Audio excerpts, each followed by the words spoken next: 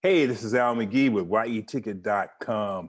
Well, the film, which is a documentary, is called The Human Factor. Now, this documentary was directed by Israeli filmmaker Dror Moreh. Now, he has other documentaries and things like that. He's very good. But this story that he is telling right now in The Human Factor, well, this is about the only superpower that's in the world today, the United States. That's us, baby. Because remember, in 1991, well, the Soviet Union, it collapsed. So that left us as the best and the greatest superpower of all time. But at that time, George Herbert Walker Bush was the president. So he felt it was his moral duty to help negotiate a peace between the Israelis and the Palestinians.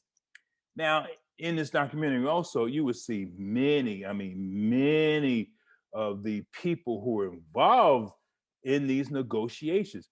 In fact, it went from Herbert Walker Bush to Bill Clinton, and and still, well, the story in this documentary will tell you a lot and will educate you about what went on at that time. Now, there were many American negotiators, but in this film, you're going to see Mideast envoy talk about this, and that is Dennis Ross. That's right, Dennis Ross. He got very emotional in this film, and there's other people too who was talking that was interviewed by the director. And I feel this is one of the best documentaries you will see on this subject matter so far right now. Also, the human factor too talks about the signing of the Oslo Accords at the time, and what Arafat wanted, what he understood or didn't understand what it really was. And not only that, it really talked about how those two countries they were really trying, but things happened.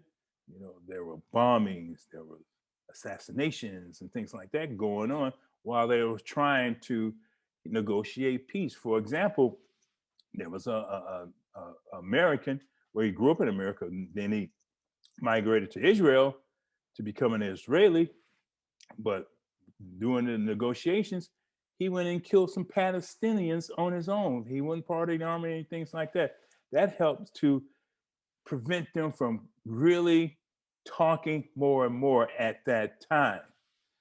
And like I say, with the PLO and things like that, they really had a hard time trying to understand and trying to put together a peace treaty. But I feel that this documentary, The Human Factor, taught me a lot, or reminded me of what happened back there in the 90s up to the 2000s.